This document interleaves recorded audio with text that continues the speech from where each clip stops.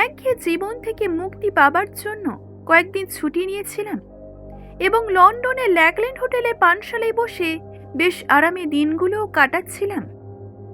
দিনগুলো বেশ ভালোই লাগছিল। আজকে হঠাৎই লন্ডনের একজন দাম্ভিক ছোটখাটো চেহারার উকিল পানশালায় আসেন। সমানে নানান বিষয়ে নানা বক্তৃতাও দিতে থাকেন, কিন্তু উপস্থিত ব্যক্তিদের মধ্যে অনেকেই বিরক্ত হন। আমার মনে হয় এখন যদি কোনো আকস্মিক ঘটনা ঘটত তাহলে দাম্ভিক উকিল ভদ্রলোকের উপযুক্ত শাস্তিও হতো, কিন্তু দুঃখের বিষয় তেমন কিছুই ঘটেনি, যার কারণে উকিল ভদ্রলোকের বক্তৃতায় কোনো বাধাই পড়ে না। এমন সময় দুইজন আগন্তুক পানশালায় ঢোকেন। তাদের পোশাক আশাক খুবই সাধারণ। ওদেরকে না চেনার কারণে সাময়িকভাবে উকিল ভদ্রলোকের বক্তৃতায় বাধাও পড়ল। ওই দুইজন আগন্তুকরা পানশালার বিরাট টেবিলের সামনে গিয়ে বসলেন। পরপর কয়েক গ্লাস পানীয় জল খেলেন। কিছুক্ষণ পরই তারাও বক্তৃতা দিতে আরম্ভ করল।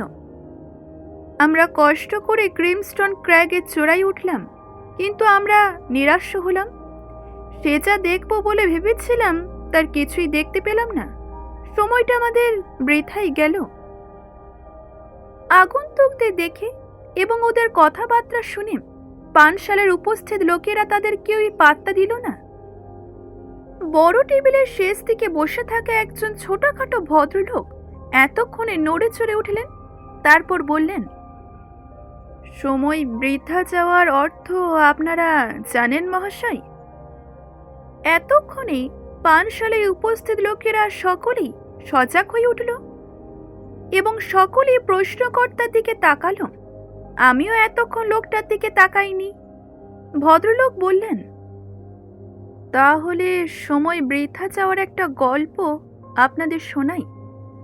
তাহলে আপনারা বুঝতে পারবেন যে পাহাড়ে ওঠার সময় আপনাদের সময় বৃথা যায়নি, বরং সুন্দরভাবেই কেটেছে।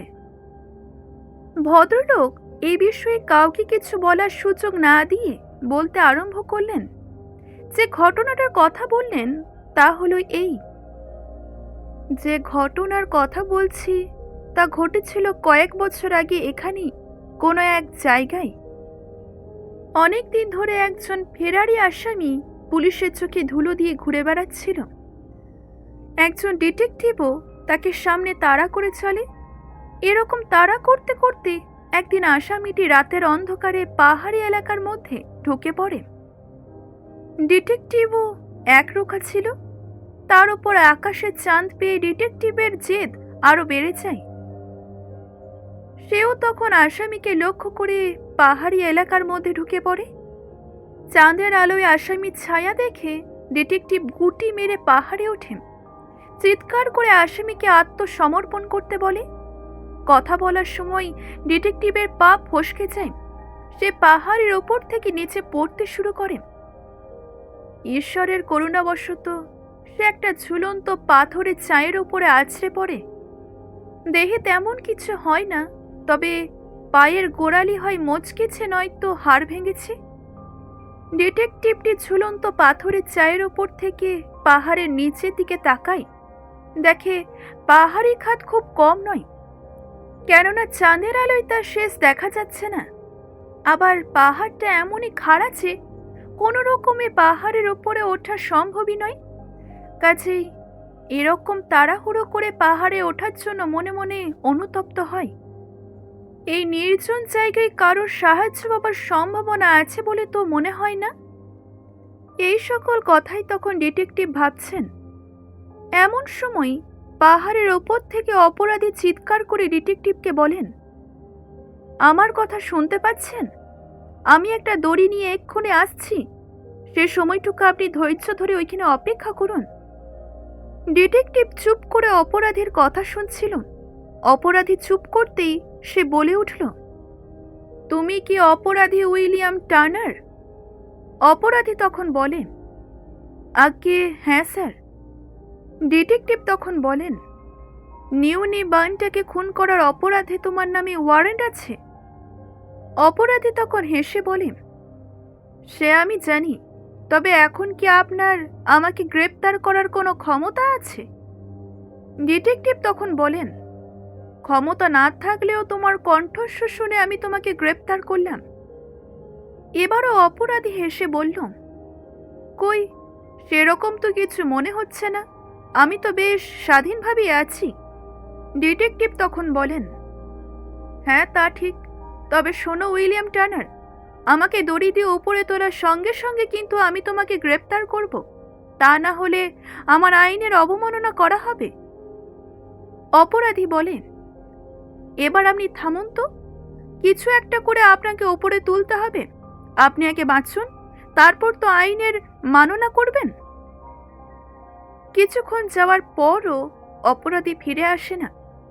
ডিটেকটিভ তখন ভাবে এখানেই হয়তো তার মৃত্যু লেখা আছে, কিন্তু না, কিছুক্ষণের মধ্যে অপরাধী ফিরে আসে।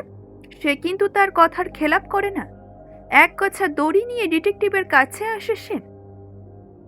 মাঝ রাত থেকে ঝুরঝুর করে বৃষ্টি পড়েই চলেছে তখন।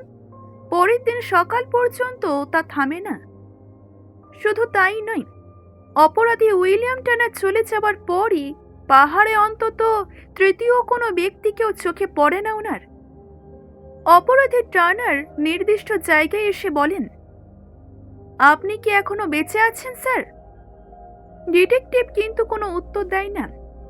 তখন অপরাধী টার্নার আরো বেশি জোরে চিৎকার করে বলেন, যদি বেঁচে না থাকেন তবে শুধু শুধু আপনার মৃতদেহের জন্য সময় নষ্ট করব না।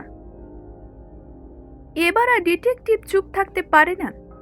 অপরাধী টার্নারের জন্য প্রাণপণ চিৎকার করে বলেন, হ্যাঁ টার্নার, এখনো পর্যন্ত আমি বেঁচে আছি। ডিটেকটিভ ভাবেন, সে একলা দড়ি ধরে কি করে তাকে পাহাড়ের উপরে তুলবে। অপরাধী টার্নার তখন চিৎকার করে বলেন, আপনি দয়া করে আরেকটু সময় অপেক্ষা করুন, আমি নিচে দড়ি ধরে আপনার কাছে পৌঁছতে চেষ্টা করছি। এরপর অপরাধী টার্নার সত্যই দড়ি ধরে বৃষ্টির ভিতর পাহাড়ের ওপর থেকে ডিটেকটিভের দিকে নামতে শুরু করে। কথা বলতে বলতে পানশালার সেই বেটে লোকটি একটু থামল। তারপর উপস্থিতদের দিকে তাকিয়ে তিনি বললেন, উইসপিয়ার্স টার্নার ও ডিটেকটিভ দুজনের মধ্যে কিন্তু কেউ পর্বতারোহী ছিলেন না। স্বভাবতই টার্নার অতি কষ্টে ডিটেকটিভের কাছাকাছি পৌঁছে ডিটেকটিভের দিকে সঙ্গে আনা দড়ি ছুড়ে দেয়। অতি কষ্টে পাহাড়ের ওপরে নিরাপদে আশ্রয় আসে, একে অন্যের দিকে তাকায়, কিন্তু কেউ কারোর সঙ্গে কথা বলে না। এইদিকে ডিটেকটিভের অবস্থা শোচনীয় হয়ে এসেছে, প্রায় জ্ঞান হারাবার উপক্রম। তবুও ডিটেকটিভ মনে জোর বাড়ায়, টার্নারকে সাহায্যের জন্য ধন্যবাদও দেয়। পরক্ষণেই টার্নারকে কাবু করার জন্য সে টার্নারের চোয়াল লক্ষ্য করে ঘুষিও চালায়, কেননা সে খুব ভালো করেই জানত টার্নারকে কাবু করতে না পারলে সে পালিয়ে যাবে। কিন্তু দুর্ভাগ্যবশত টার্নার কায়দা করে মুখ ঘোরায়, ডিটেকটিভের খুশি তার চোয়াল পর্যন্ত পৌঁছই না। ডিটেকটিভও নিজের শরীরের ভার আয়ত্তের মধ্যে না রাখতে পেরে সামনের খাদের দিকে গড়িয়ে যায়। যেহেতু ডিটেকটিভের কোমরে বাঁধা দড়ির সঙ্গে টার্নারের কোমরের দড়ি বাঁধা ছিল, তাই ডিটেকটিভের সঙ্গে সেও পাহাড়ের গভীর খাদে পড়েও যায়। দেহ চূর্ণ বিচূর্ণ হয়ে এক কিম্ভূত কিমাকার হয়ে যায়, ফলে দুজনেই তখন মারাও যায়। কথা বলতে বলতে বক্তা সেই পার্বতরোহীদের দিকে তাকায়, বলেন, এবার বলুন, আপনারা নিশ্চয় কিছুক্ষণ আগে সময় নষ্ট করেননি। এরই মধ্যে সেই উকিলটা, যে উকিলটার বক্তৃতা আমাদের কারোরই পছন্দ হচ্ছিল না, সেই উকিল ভদ্রলোক বেশ জোরে হেসে উঠে বললেন, ব্যাপারটা খুবই অদ্ভুত, আপনি কি বলতে চান এ ঘটনা সত্য? পানশালা সকলে উকিল ভদ্রলোকের দিকে তখন তাকায়, কেউ কোনো কথা বলে না। সেই বেটে ভদ্রলোকটি তখন বলেন, ঘটনাটা 100% সত্য। তখন উকিল ভদ্রলোক পানশালার মাঝখানে এসে দাঁড়ায়, সকলে থেকে বেশ বিজ্ঞের হাসি ছুড়ে দিয়ে বলেন, আমি খুব সহজে ঘটনাটা যে সত্য নয় তা প্রমাণ করে দেব। কেননা এ ঘটনাস্থলে কেউ ছিলই না। কেউ কি বলতে পারবে? কেউ তো সাক্ষীই নেই।